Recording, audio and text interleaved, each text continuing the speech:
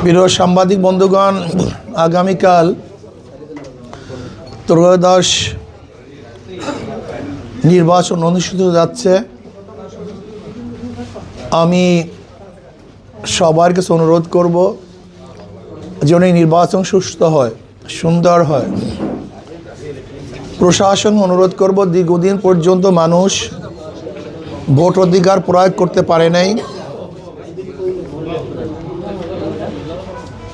মানুষ অনেক আশা এবং আকাঙ্ক্ষা নিয়ে আছে আগামীকাল ভোট অধিকার প্রয়োগ করার জন্য। নেতা কর্মীরা বহুত কষ্ট করেছেন, ক্লেশ করেছেন, করতেছেন। আমরা প্রশাসনকে বলবো তারা যেন লেভেল প্লেইং ফিল্ড রেখে সুন্দর একটা নির্বাচন উপহার দেন, যেই নির্বাচনে সমস্ত মানুষ তাদের ভোট অধিকার প্রয়োগ করতে পারবে নির্ভয়ে, যেখানে ভয় ভীতি বলতে কিছু থাকবে না, হুমকি দুমকি থাকবে না, এবং প্রশাসন কাউকে অহেতুক হয়রানি করবে না, অ্যারেস্ট করবে না। আর আমি ভোটারদের কাছে বলবো, ভোট একটা পবিত্র আমানত, এর চেয়ে দামি কোনো জিনিস নেই। এই ভোটের মাধ্যমে ভালো কিছু হতে পারে, খারাপও কিছু হতে পারে। এই ভোটের মাধ্যমে চাঁদাবাজি বন্ধ হতে পারে, চাঁদাবাজি চলতেও পারে। এই ভোটের মাধ্যমে চুরি বন্ধও হতে পারে, চুরি বন্ধও হতে পারে, আবার হরদমে চুরি চলতেও পারে। এই ভোটের মাধ্যমে সন্ত্রাস নির্মূল হতেও পারে, আবার সন্ত্রাস বৃদ্ধিও পেতে পারে।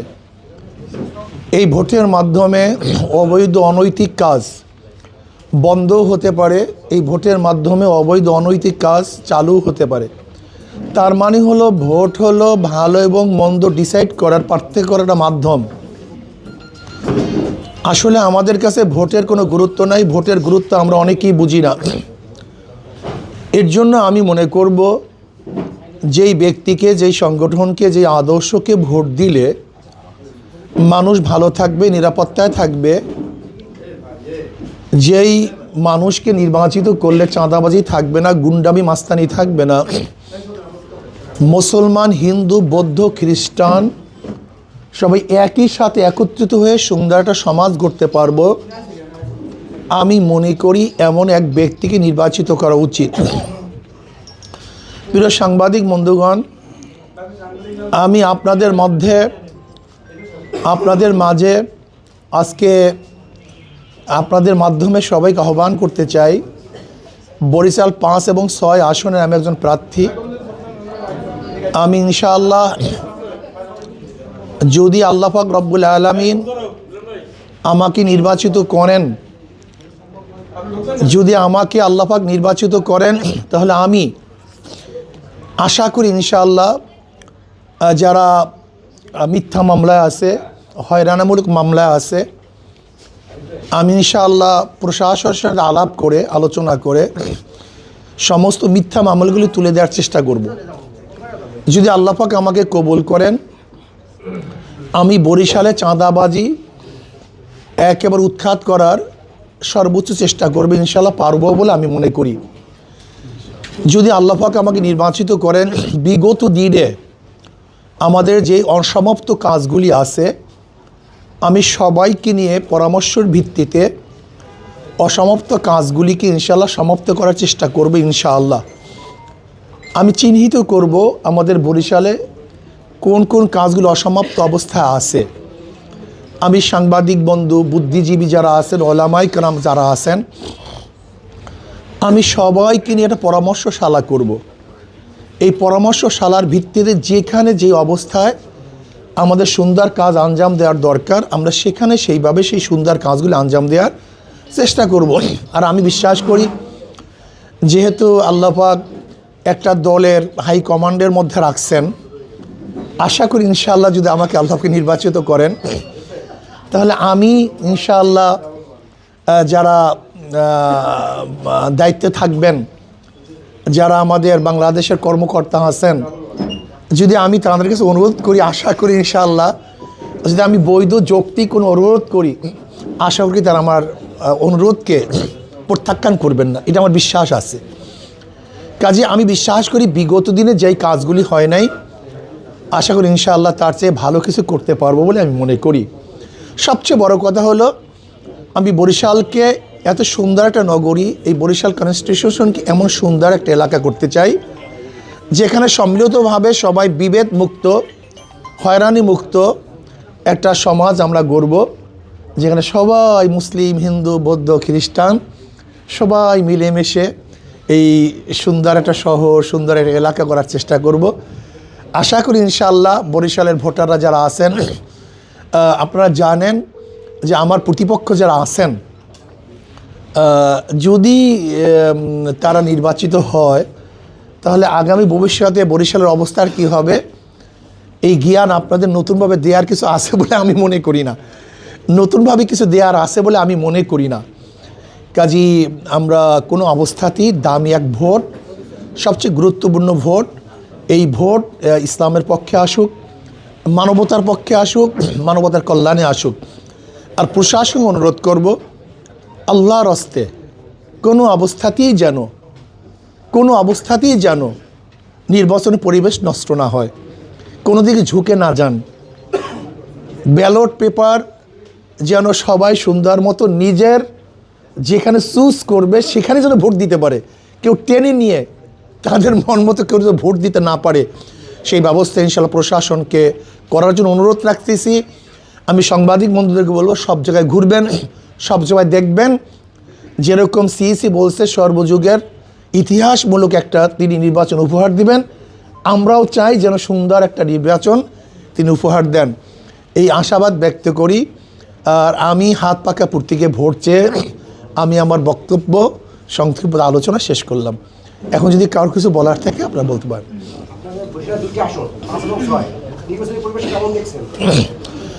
এখন পর্যন্ত ভালো, এখন পর্যন্ত যতটুকু আছে ভালো, কিন্তু আমি এই কথা বলবো না আগামীকাল কি হবে। আমি ভোটে ফলাফল প্রকাশিত হওয়ার আগ পর্যন্ত সংখ্যামুক্ত নই। যত সুন্দর পরিবেশ হোক না কেন, এখানে বহুত ইঞ্জিনিয়ারিং আছে, ভোটের ব্যাপার স্যাপার আপনারা আমার চেয়ে অনেক ভালো জানেন। রেজাল্ট পরিবর্তন করার ব্যাপার আছে, আপনার রেজাল্ট হবে একটা, পরিবর্তন করে ঘোষণা করবে আর একটা, এরপরে কেন্দ্র দখলের ব্যাপার আছে, জাল ভোট দেওয়ার ব্যাপার আছে, বহুবিধ ব্যাপার আছে। এর জন্য আমি মনে করি রেজাল্টের আগ পর্যন্ত আমি কোনো অবস্থাতেই বলবো না ভোট সুস্থ হয়েছে বা হয়নি।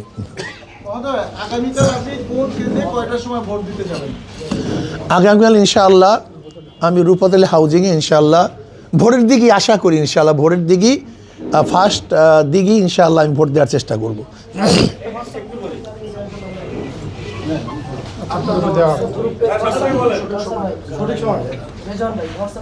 হ্যাঁ, আর একটা কথা হলো, আমি সাংবাদিক বন্ধু অনুরোধ করব, আপনাদের উপর অনেক জেম্মা কিন্তু এই বছর, শুধু এত আপনাদের অনেক জেম্মা, আপনাদের শুধু আমি আজকে সাংবাদিক সম্মেলন করতেছি আপনাদের জন্য, যে আপনাদের উপর অনেক জেম্মা। আপনারা জাতির বিবেক, আপনারা একটু ঘুরবেন, দেখবেন কোন জায়গায় কি অবস্থা। যদি আপনারাই সত্য সুন্দর কথা প্রকাশ করতে না পারেন তাহলে কি করবে আমাকে বলুন তো? জাতি কার কাছে যাবে? আমরা কাছে আবদার, এই যেমন আপনাদের কাছে আবদার করার জন্য আসছি, আপনাদের কাছে আপনাদের মাধ্যমে জাতিকে জানাবার জন্য আসছি। এখন আপনাদের মাধ্যম যদি নষ্ট হয়ে যায় তাই জাতি অন্ধকার আচ্ছন্নের মধ্যে নিমজ্জিত হয়ে যাবে, সেখান থেকে জাতি বের হতে পারবে না। এর জন্য আমি জাতির বিবেক সাংবাদিক বন্ধুদেরকে বলবো, আপনাদের বহুত বড় দায়িত্ব, আপনারা প্রত্যেকটা সেন্টার দেখবেন, প্রত্যেক জায়গায় যাবেন, আপনাদের টিম যেন সব জায়গায় কাজ করে সুন্দর একটা নির্বাচন উপহার দেওয়ার জন্য। আপনাদের ভূমিকা কিন্তু 80% কাজে লাগবে, 80% কাজে লাগবে আপনাদের ভূমিকা। এর জন্য আল্লাহর রাস্তায় সুন্দর পরিবেশ সৃষ্টি করার জন্য আপনাদের জোরালো ভূমিকা আমি চাচ্ছি।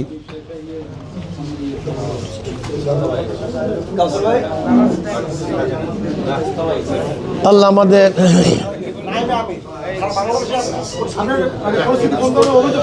না, যেমন আমাদের বরগুনায় ভোট চাওয়ার কারণে তাকে মারা হয়েছে, পটুয়াখালীতে একজনকে থেতলিয়ে দেওয়া হয়েছে, পাও ভেঙে দেওয়া হয়েছে। আমাদের ধানের শীষের প্রার্থীর পক্ষের লোকজন আমাদের একজন ব্যক্তির পাওকে ভেঙে দিয়েছে হাত পাকে ভোট চাওয়ার কারণে। এরকম বিভিন্ন জায়গায় ঘটনা ঘটছে এবং হুমকি তুমকি দেওয়া হচ্ছে। যেমন আমাদের টুঙ্গিবাড়িয়ায় আমাদের একজনকে হুমকি দিছে আগামীকাল যেন না যায়। এর জন্য আমি সরোয়ার ভাইকে বলবো, খাস করে আমি সরোয়ার ভাইকে বলবো এবং আবুল ভাইকে বলবো, বা বিভিন্ন জায়গার যার প্রতিদ্বন্দ্বিতা করতেছেন, আল্লাহর রাস্তায় আমরা একই জায়গায় বসবাস করব, একই জায়গায় থাকব, যেন আমরা কোনো অবস্থাতে কাউকে হুমকি ধমকি মারামারি কাটাকাটি আশ্রয় না গ্রহণ করি। পাবলিক যাকে ভোট দিবে সেই নির্বাচিত হবে, এরকম একটা সুন্দর সুন্দর পরিবেশ আমরা চাই। কারণ এর জন্য আমার সরোয়ার ভাইকে বলবো, আবুল ভাই সহ যারাই নির্বাচনে অংশগ্রহণ করছেন আমি সমস্ত ভাইদেরকে বলবো, আসুন। দীর্ঘ দিন পর্যন্ত মানুষ ভোট অধিকার প্রয়োগ করতে পারে না, অধীর আগ্রহে তারা ভোট অধিকার প্রয়োগ করার জন্য এই দিনটার অপেক্ষায় আছে। সবাই যেন ভোট কেন্দ্রে যেতে পারে, আমরা সবাই মিলেমিশে